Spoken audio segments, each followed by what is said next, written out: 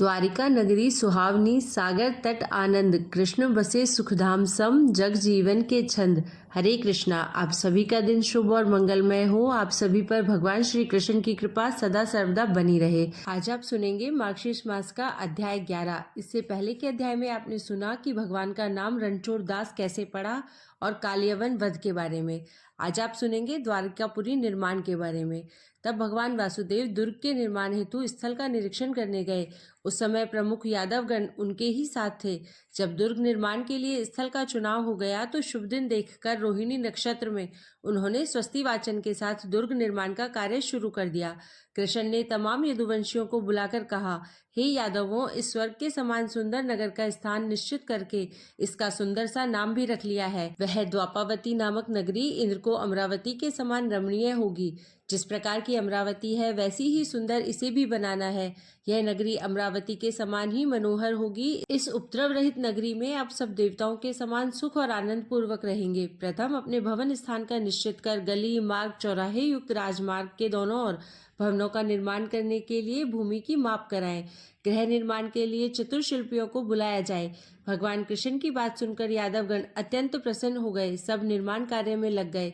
स्वयं कृष्ण इस कार्य में शामिल थे। अतएव पूरे उत्साह के साथ इंद्र की नगरी अमरावती के समान द्वापावती को बनाया जा रहा था। इसका एक नाम द्वारिकापुरी भी कर दिया था। सब शीघ्रता से कार्य समाप्त कर डालना चाहते थे। यादवों का उत्साह देखते ही बनता था।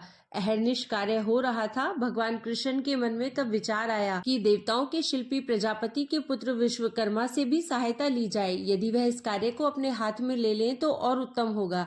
इस विचार के कारण वह विश्वकर्मा के आगमन की प्रतीक्षा में स्वर्ग की ओर मुंह करके बैठ गए।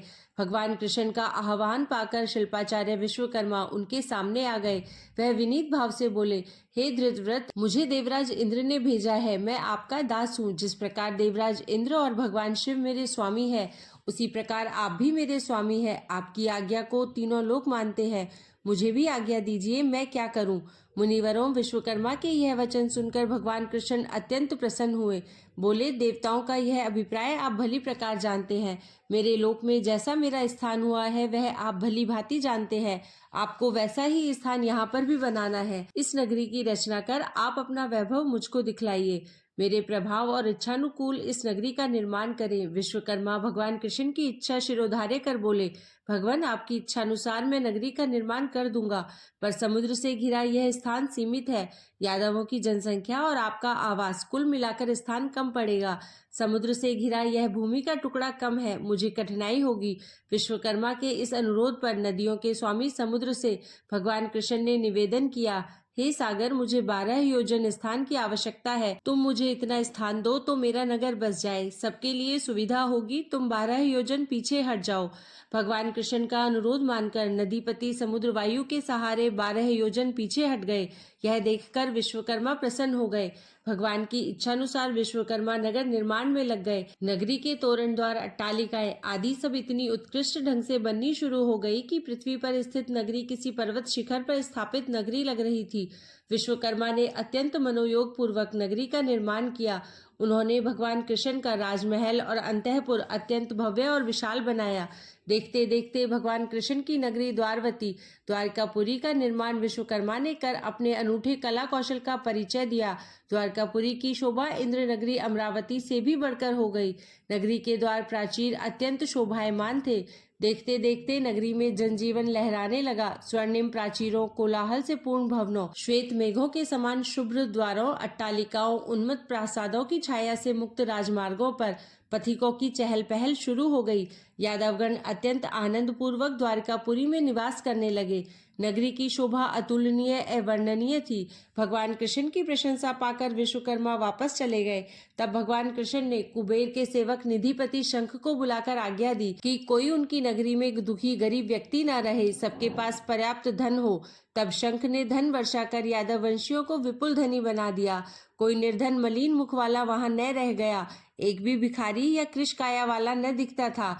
तब वायु का आवाहन कर भगवान कृष्ण ने सुधर्मा की स्थापना की।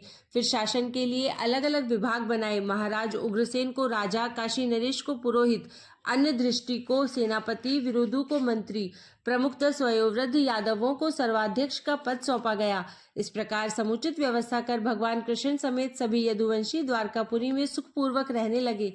कुछ समय के उपरांत श्री कृष्ण की अनुमति से बलराम ने रेवत की पुत्री रेवती से विवाह कर लिया। जरासंध ने भीष्मक पुत्री रुक्मणी का विवाह शिशुपाल के साथ करने की घोषणा राजसभा में कर दी। साथ ही इंद्र के समान पराक्रमी, रूपहरण विशारद सुवक्त्र, अक्षोहिणी पति सहदेव, पांडुपुत्र एकलव्य, कलिंग नरेश पांड्यराज का पुत्र कृष्णादि, रेणुदादि, कृतपुत्र अंशुमान, श्रुतधर्मा, गांधार नरेश, महासेनापति महावीरों को निमंत्रण भेज दिया। वह सब विवाह में सम्मिलित होने के लिए भोजराज नगर में आ गए। शौनक जी ने सूत जी से प्रश्न किया, हे मुनि श्रेष्ठ, बड़े ही प्रकांड पंडित रुक्मी किस देश और प्रदेश में उत्पन्न हुआ, यह बताने की कृपा करे। तब सूत जी ने कहा, हे मुनिवर, राजऋषि यादव का पुत्र विदर्भ लोक का विख्यात राजा था। उसने विंध्य पर्वत के दक्षिण में विदर्भ नामक राज्य स्थापित किया था। कृका, कौशिक नामक उनके पुत्र उत्पन्न हुए। उन सबका वंश ही अलग था। इसी वंश में भीम के द्वारा त्रिशनिगण उत्पन्न हुए। वंशानुक्रम से भीष्मक का जन्म हुआ। यह भीष्मक ही आगे जाकर हिरण्यधेक्त नाम से प्रख्यात हुआ। वह कुंडित का राजा बना और अगस्त्य द्वारा दक्षिण के प्रदेशों पर शासन करने लगा। रुक्मी इन्हीं का पुत्र था। रुक्मणी पुत्री थी। रुक्मणी ने परम प्रतापी ध्रुव से अनेक दिव्यास्त्र और परशुराम से ब्रह्मास्त्र प्राप्त किया था। वह भगवान कृष्ण से बैर रखने लगा था। दक्षिण के शासक की पुत्री रुक्मणी अत्यंत सुंदर थी। कृष्ण उससे विवाह करना चाहते थे। स्वयं रुक्मणी ने कृष्ण से विवाह करने का दृढ़ संकल्प कर लिया था। वह इसका संकेत भी कृष्ण के पास भेज चुकी थी। कंसवध से दुखी, स्वाभाविक विद्वेषी रुक्मी अपनी बहन कृष्ण को देने के स्वप्न में भी कल्पना नहीं कर सकता था। जरासंध के अनुरोध पर रुक्मणी का विवाह शिशुपाल के साथ होना निश्चित हो गया था। इसका कारण चेदीराज वसु का बृहद्रंथ नामक पुत्र था। बहुत पहले उसने मगध देश में गिरिव्रज नामक नगर का निर्माण किया था। चेदीराज दमघोष और जरासंध दोनों इसी वंश के थे। वसुदेव की बहन श्रुतशुवा के गर्भ से दमघोष ने शिशुपाल, दशग्रीव, रैम्य, कुशदिश, बलि 5 पुत्र उत्पन्न किए। वह सर्वशास्त्रों के ज्ञाता और अत्यंत पराक्रमी थे। दमघोष ने अपने ध्येय पुत्र शिशुपाल को जरासंध के पास रख दिया था। जरासंध पुत्रवत उसका पालन कर रहा था। जरासंध के कारण शिशुपाल वृष्णियों से घृणा करता था और उनको दुख दिया करता था। महाबली कंस राजा जरासंध का जामाता था। इस कारण कंसवध से वह वृष्णियों का परम शत्रु बन गया था। इसी सब कारण से भीष्मक ने जरासंध की प्रार्थना स्वीकार कर ली थी। जरासंध अपने इष्ट मित्र नरेशों की विशाल सेनाओं के साथ विदर्भ नगर पहुंचा। राजा भीष्मक ने सबको आदर पूर्वक ठहरा दिया। अपने पिता की बहन को प्रसन्न करने के उद्देश्य से श्री कृष्ण और बलराम भी वृष्णि वंशियों की विशाल सेना लेकर विदर्भ नगर आए। उनका विधिवत स्वागत कर उपवनों में ठहरा दिया गया। मुनिवरों, विवाह होने से पूर्व रुक्मणी 4 घोड़ों के रथ पर चढ़कर ज्येष्ठा नक्षत्र में भगवती इंद्राणी का पूजन करने मंदिर आई। उसके चारों ओर सुरक्षा हेतु सैनिक थे। जब वह रुक्मणी मंदिर के समीप आई और रथ से उतरी तो श्री कृष्ण मोहित हो गए। वह अद्वितीय सुंदरी थी। ऐसा लगता था कि विश्व का सारा सौंदर्य उसमें सिमट आया है। कामदेव, ब्रह्मा, विष्णु, महेश को भरी अपना शिकार बनाता है। कृष्ण मोहित हो गए, काम पीड़ित हो गए। उनको एक एक पल पहाड़ के समान प्रतीत होने लगा। रुक्मणी ने श्री कृष्ण को देख लिया था। वह उन पर मोहित हो कटाक्षपात करती चली गई थी। कृष्ण विचलित हो गए। तत्काल बलराम और अन्य प्रमुख वृष्णिवंशी योद्धाओं से बोले, मैं रुक्मणी का बलपूर्वक हरण करना चाहता हूँ। कृष्ण की बात पर सब सहमत हो गए। जैसे ही रुक्मणी पूजन करके मंदिर से निकली और कृष्ण को देखकर मुस्कुराई, वैसे ही कृष्ण ने लपक कर उसका हाथ पकड़ लिया और अपने रथ पर उसे बैठाकर द्रुत वेग से चल पड़े। कृष्ण के रथ पर आकर रुक्मणी खुश हो गई। वह सुखपूर्वक रथ पर बैठ गई। रुक्मणी का हरण देखकर उसके साथ के रक्षक सैनिक उसकी रक्षा के लिए टूट पड़े। बलराम ने उनका मुकाबला शुरू कर दिया। वहां के वृक्ष उखाड़ उखाड़ कर उन पर फेंकने लगे। रक्षा करने वाले सैनिकों में घबराहट हो गई। कुछ मारे गए, कुछ पलायन कर गए। कुछ ने बलराम को चारों ओर से घेर लिया। तब वृष्णिवंशी सैनिक बलराम की सहायता के लिए टूट पड़े। बलराम, युयुधान, सात्यक, अक्रूर, विप्रथु, गद, कृतवर्मा, चक्रदेव, सुदेव, धारण, विदुरथ, शतद्युग्न, प्रदूर, प्रसेन, चित्रक, अरिदंत, वृहत, दुर्ग, श्वैफल्क, सत्यक, पृथु आदि वृष्णिवंशी महायोद्धाओं और अंधकों को शत्रु का मुकाबला करने छोड़ गए। सुरक्षा सैनिकों द्वारा यह समाचार पाते ही कि कृष्ण बलात् रुक्मणी का अपहरण करके ले गया है, कनद, वक्र, शिशुपाल, जरासंध आदि क्रोध से उबल पड़े। वे कृष्ण के पीछे दौड़ पड़े। चेदीराज द्रगघोष अपने महारथी भाइयों सहित अंग, वंगा, कलिंग, पांडु राजाओं को साथ लेकर आ गए। बलराम इन सब का सामना करने लगे। युयुधान और सात्यक ने जरासंध को अपने ओर बढ़ते देखा तो 6 बाणों से उसे बींध डाला। उसी समय अक्रूर ने दंतवक्रू को 9 बाणों से और दंतवक्रूर ने अक्रूर को 10 बाणों से बींध डाला।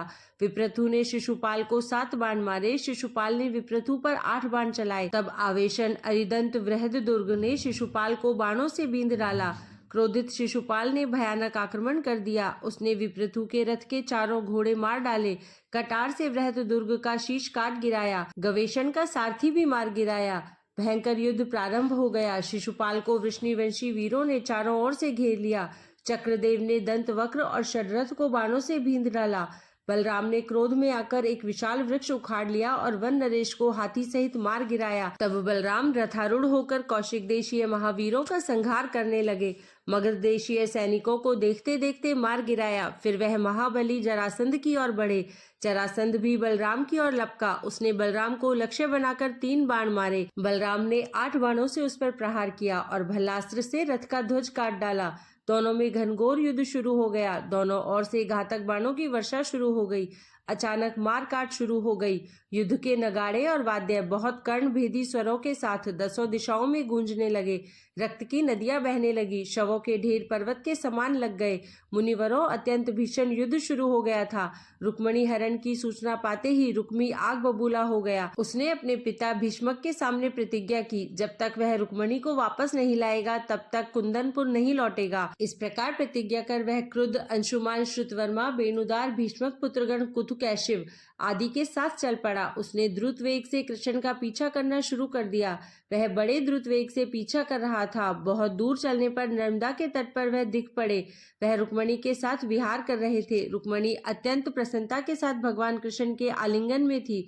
रुक्मी का खून खौल गया। वह सिंह गर्जना के साथ कृष्ण पर लपका। कृष्ण सावधान हो गए। उन्होंने बाण वर्षा की। रुक्मी के रथ की ध्वजा काट गिराई और उसके सारथी को मार दिया।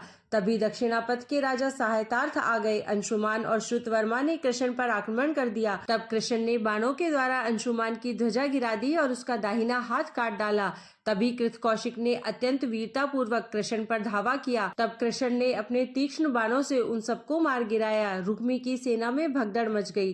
तब रुक्मी ने अत्यंत क्रोध से भरकर कृष्ण के सारथी और ध्वजा पर प्रहार किया। तब भगवान कृष्ण ने अत्यंत मारक बाणों का प्रयोग कर उसका रथ और धनुष तोड़ डाला। इस प्रकार रथ और धनुष के नष्ट हो जाने पर रुक्मी ढाल तलवार लेकर उनकी ओर दौड़ा तो कृष्ण ने अपने भीषण बाणों से उसकी ढाल तलवार तोड़ डाली। साथ ही उसके वक्ष पर क्षीण बाण चलाए। वह मूर्छित हो गया। यह दशा देखकर अन्य राजागण भाग गए। रुक्मी मूर्छित पड़ा रह गया। जब श्री कृष्ण पास आए तो उसने भगवत चरणों में प्रणाम किया। कृष्ण ने उसे अभयदान दिया और इस प्रकार वह पीछा करने वाले तमाम शत्रुओं को परास्त कर निर्विघ्न भाव से रुक्मणी के साथ द्वारावती की ओर चल पड़े। दूसरी ओर इस अवधि में वीर यादवों ने जरासंध आदि राजाओं को परास्त कर दिया। बलराम जी भी प्रसन्न मन से द्वारिका रवाना हो गए। श्रुतवारण अचेत रुक्मी को रथ में लिटाकर अपने नगर ले आया। वह अपनी प्रतिज्ञा के कारण कुंदनपुर नहीं गया। मुनिवरों, रुक्मी ने कालांतर में दिवस में एक अत्यंत सुंदर नगर भोजकट बसाया। उसने भोजकट को ही अपना निवास स्थान बनाया।